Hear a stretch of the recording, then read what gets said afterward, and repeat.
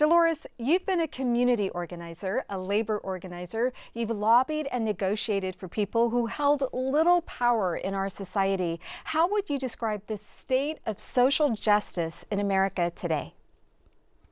I would say it's lacking, that we're seeing that everybody's rights are being trampled, and people are coming together now to try to fight back.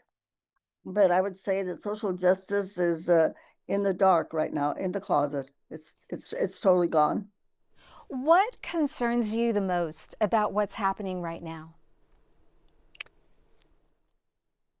Well, it concerns me that so many people's rights are being taken away from them. I mean, I think none of us, even, I'm 95 years old, and I lived right after the Depression, World War II, the 60s and the 70s, the Vietnam War, and I have never seen anything as horrific as what we are seeing now in terms of the way people here in the United States are being treated. As you just mentioned, your activism stretches back decades and you scored big wins. You secured aid for dependent families and disability insurance for farm workers, to say nothing about obtaining their right to organize. Given those victories, did you ever anticipate a time in the United States such as what we're seeing now? We were forewarned before the election about Project 2025. We were told what Project 2025 included, including we have seen the manifestations of that right now, that yes, that people, the billionaires wanted more authority and they wanted a dictatorship, and we're seeing that it's being played out. So it isn't that we were not warned, we were warned, but people didn't believe it. Why do you think that people did not pay attention to the warnings about what might be coming down the pike? I mean, nobody thought that anyone would ever act that way. Of course, people of color who've always been met with a lot of oppressive behavior, they know because they have lived it. But a lot of the majority of the people here did not know. But we know that we have to work very, very hard if we're going to save our democracy and even save our society at this point. For people who are concerned about mass deportations, potential cuts to Medicaid and food stamps, the deployment of the military in response to protests, which have gotten violent at times, what is the path forward? How can they effect change? The violence has not warranted the type of response of having the National Guard, having 4,000 troops of the National Guard coming to Los Angeles.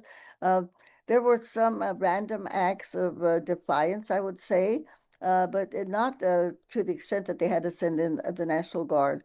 And right now, what we have to do is just continue the protest. I think when you had 5 million people on the streets on No King's Day, that really shows that people understand that they have the power to speak up, and we see that people are fighting back, and this is what we need. What have you learned about the value of protests and just the overall fight for social justice over the decades that can be applied now? Well, I am promoting very much that we go back to Gandhi and the peaceful nonviolence, the way that he was able to liberate India. Dr. Martin Luther King, the way he did to get the civil rights successful in the South, and of course Cesar and the farm workers movement. We were able to win by using nonviolence, and I know it's hard for people to understand that, but it has a power of its own. And Dolores, you turned 95 in April. What keeps you going? What keeps you politically active?